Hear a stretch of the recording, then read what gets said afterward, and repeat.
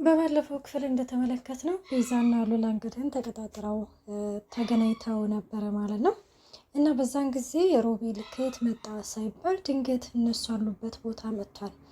ቤተሰብ ግን እዚህ ጋር ሱራፌል መምጣቱ ሉላና ቤዛ ያሉበት ቦታ እንዲሁም ደግሞ ሱራፌል ውጭ ላይ ቤዛን መጠበቁ ወይም እንደ አጋጣሚ መገናኘታቸው ጥያቄ አልፈጠረባቸውም? እኔ ማለት አሁን ላይም ከሚገርማችሁ ነገር ሮቤልንና ሱራፌልን በፍጹም እያመንኳቸው አይደለም። ሰላም ጤና ይስጥልኝ ውድና የተከበራችሁ የቻናሌ ቤተሰብ እንዴት ናችሁ? ደህና ናችሁ ወይ? ያለው እግዚአብሔር ይመስገን። ለዚህ ቻናል አዲስ ሆናችሁ ሰብስክራይብ በማድረግ ቤተሰብ ሆኑ። እንዲሁም ነባሮች ስለምታበረታቱኝ እጅግ አርጌ አመሰግናለሁ። እንግዲህ ተወዳጅና ልብ አንጠልጣይ የሆነውን ቤዛ ድራማ ይዘንላችሁ ቀርበናል። ቤዛና ሉላ በባለፈው ያው እንደተመለከትነው ስለ እቅዳቸው እያወሩ ያለ በድንገት ሮቤል ሲመጣባቸው እንግዲህን ቤዛ ደግሞ እንዳጋጣሚ ሽንት ቤት ልሄድና እጅ ልታጠብ ምናምን ብላት ሄዳ ነበረ። በዛን ቅስፈት ነበረ ሉላ የተመለከተችው። ሉላም በዚህ ጊዜ እንግዲህን ምን ሊሰራ ነው እዚህ የመጣው? አሁን ታገኘን እቅዳችን ሁሉ ይከሽፍብናል ስትልም እንግዲህ በጣም እየተጨነቀችና እየተጠበበች እያለ ሮቤል ይመጣና ሉላ ምን እየሰራች ነው እዚህ ምናምን ይላታል። አይ ምንም አልሰራም፣ እዚህ እኮ የሆነ ስጨናነቅ ዘና ልበል ብዬ ምናምን መጥቼ ትለዋለች ማለት ነው።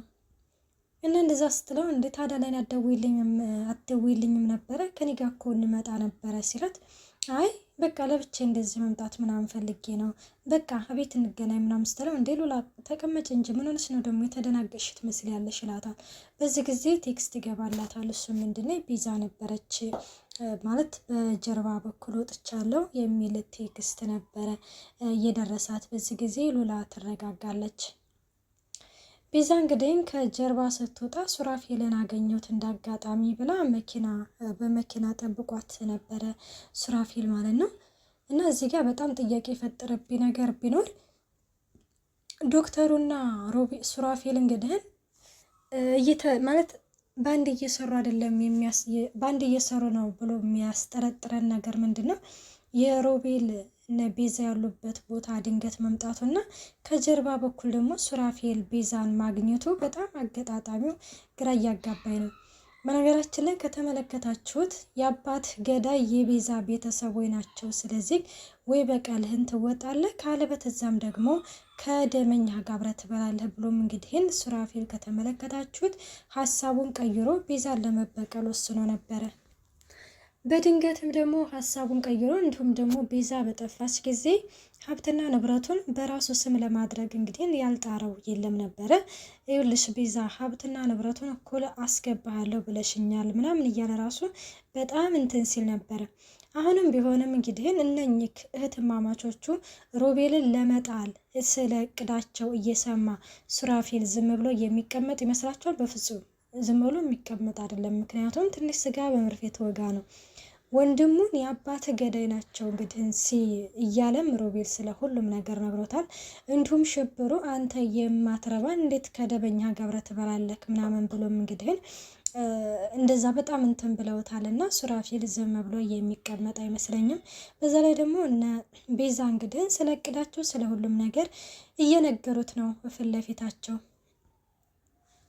እናም ቤዛ እንግዲህ ሱራፌልን ከጀርባ በኩል ስታገኘው እንዲሁም ሉላ ተከትላት ትመጣለች። ሉላ መጣች ምናምን ክላክሲን ያደርግላት ምናምን ትለዋለች። ከዛ እሱን ክላክሲን ያደርግላታል። ከዛም ሉላ እንግዲህ ግዴታ ወደ ሮቤል ቤት መሄድ አለብኝ ምናምን ትላለች። ለምንድን ነው የምትሄጂው ሲልም ሄጄ እራት ምናምን ማዘጋጀት አለብኝ ትለውና ከዛ ሱራፌልም ደግሞ በቃ አንቺ ላይ ምናምን ስራው ሁሉ አንቺ ላይ ጣልንብሽ ማለት ነው ምናምን እያለ እንግዲህ እያስመሰለ ነው። እና እንደዛ እንግዲህን ሲሉ ሉላና ሮቤል እንግዲህን ከንፈሩን ስመዋለህ ምናምን ትላለች። ምን እንደዛ ነው ምናምን። ከዛ በጣም ይደነግጣል ሱራፌል። ምክንያቱም ቤዛ ይህንን ነገር ልታደርገው ነበር እኮ በማለት እንግዲህን በጣም ይደነግጣል ማለት ነው።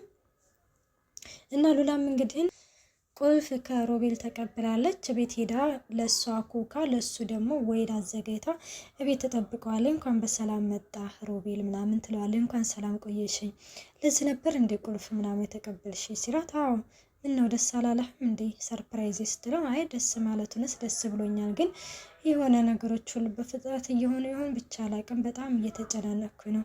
አይ ምን ነው የትላንትና ማተው ይደገማል ብለህ አስበህ ነው እንዴ? እኔ ቢደገምም ራሱ ደስተኛ ነኝ፣ በእኔ በኩል ደስተኛ ነኝ፣ ባንተ ግን ምን እንደሚሰማ ካላቅም ትላለች። አይ ደስተኛ ነኝ ግን ምናምን ማለት እንዳስብበት እኔ ማለት ሳላስበው ሮቤል እኔ ሳላስበው የሆነ ማለት ሰላም ጤና ይስጥልኝ። ውድና የተከበራችሁ የቻናሌ ቤተሰብ እንድናችሁ ደህና ናችሁ ወይ? ያለው እግዚአብሔር ይመስገን። ለዚህ ቻናል አዲስ የሆናችሁ ሰብስክራይብ በማድረግ ቤተሰብ ይሁኑ። እንዲሁም ነባሪ ስለምታበረታቱኝ እጅግ አርጌ አመሰግናለሁ። እንግዲህ ቪዲዮውን እስከ መጨረሻ አዳምጣችሁ አስተያየታችሁን በኮሜንት እንደምታስቀምጡልኝ ተስፋ አደርጋለሁ። እና ሮቤልም እንግዲህን ሉላን ምን ይላታል ማለት ጊዜ ስጭኝ እንዳስብበት ጊዜ ስጭኝ ይላታል ማለት ነው። እሷም እንግዲህን ማለት እኔ ካንተ ጋር ማታ የተፈጠረው ነገር ቢፈጠርም ደስተኛ ነኝ ሮቤል፣ እኔ ሳላስበው ፍቅር ይዞኛል፣ አፍቅሬሃለሁ ትለዋለች ማለት ነው። እና ተረጋጊ፣ ይኸውልሽ አክስትሽ እኛ የምንለው ነገር በፍጹም አይሆንም ብላለች። ምክንያቱም ሀብትና ንብረቱን አታካፍለንም ይላታል። እንዴ እንዳለችው እኔን ከውርሱ ውጭ አደረገች ማለት ነው ስትለው፣ አዎ እንደዛ ነገር እንደውም ባላት ነገር ላይ መጨመር ምናምን ነው የምፈልገው። አዎ ዳክስቴ ባላት ነገር ላይ ነው እንጂ መጨመር የምትፈልገው በፍጹም ያላትን ነገር አታካፍልም ትለዋለች። አዎ እንደተረዳሁት እንደዛ ነው። ስለዚህ ትንሽ ሰጥቼ ያላትን ሀብት በሙሉ ቀማትና የራስ ያደርጋለሁ። ቀምተህስ ለራስ ልታደርገው? ውይ ምን ሞኝ ነኝ፣ ድሮ ስለኔ ልታካፍለኝ ነው እንዴት ትለዋለች። እሱን ከሆነ በኋላ ብናየው አይሻልም ማለት። በነገራችን ላይ በፍጹም መደረግ የሌለበት ነገር የነ ሉላ ሀብትና ንብረት እና ሉላና እንግዲህ ቤዛ የሚሄዱበት መንገድ በፍጹም የተሳሳተ ነው ብዬ ነው የማስበው። ምክንያቱም ይሄ ሀብትና ንብረት ሱራፌል ሮቤል እጅ ከገባ በፍጹም ቤዛና ሉላ እንደማያገኙት እንግዲህ ሁላችንም ጠንቅቀን እናውቀዋለን ማለት ነው። እናም ግን እንደዛ እየተባባሉ ይገኛሉ ማለት ነው። ሮቤልም እንግዲህን እንዴት ነው የምትቀማት ማለቴ ያዘጋጀኸው ፕላን አለ እንደምናምን ስትለው፣ አዎ በባለፈውም ራሱ ቤዛን ሆቴሏን ላሳጣት ጫፍ ደርሼ ነበረ። አሁንም እንግዲህን እሷን ያለ ሀብቷን በሙሉ እቀማታለሁኝ እያለም እንግዲህን እየዛተ ይገኛል። ሉላም ብዙ ማለት ትልቅ ፕላን እንዳለክ መገመት አይቻልም ትለዋለች። እና እንደዛ ስትለው ታውቃለህ እኔ መጀመሪያም አክስቴን ለመበቀል ነበረ፣ አሁን ግን ሳየው ፍቅር ይዞኛ ምናምን ትለዋለች ማለት ነው። እና እሱን እንግዲህን ቤዛ መስየክ በቀል ላይ ነክ እንደሆነም ስትለው አይ እኔ በፍጹም በቀል ላይ አይደለሁም፣ ቤዛም ሌላ ነች አንቺ ሌላ ነሽ ይላታል ማለት ነው። እና በነገራችን ላይ አሁን ላይ ለሉላም አንደኛ ለሉላ እየፈራሁ ነው፣ ሁለተኛ ደግሞ እንግዲህን ስለቅዳቸው ከጀርባቸው እያሴሩ ምናምን ማለት ሉላ በነገራችን ላይ አደጋ ላይ እንደሆነች ሁላችንም የምናውቀው ይሆናል። ሲቀጥል ደግሞ ሀብትና ንብረታቸው እንግዲህ ማለት ሮቤል እጅ መግባት የለበትም። እንግዲህ ደግሞ ቲጂ መታልናለች። ቲጂ ደግሞ እንግዲህ ያው ሰራተኛ ሆና ዘርፌ ጋር እንደገባች ሁላችንም አይተናል ማለት ነው። አሁን ደግሞ ሳሚና ሱራፌል እንግዲህ እቅድ አላቸው። እሱ ምንድን ነው እሷን እንግዲህ ዘርፌን አግተው በግዴታ ሊያስፈርሟት ተነጋግረዋል። ቤዛም አሁን ላይ እንግዲህ የፈቀደችላቸው ይመስለናል ማለት ነው።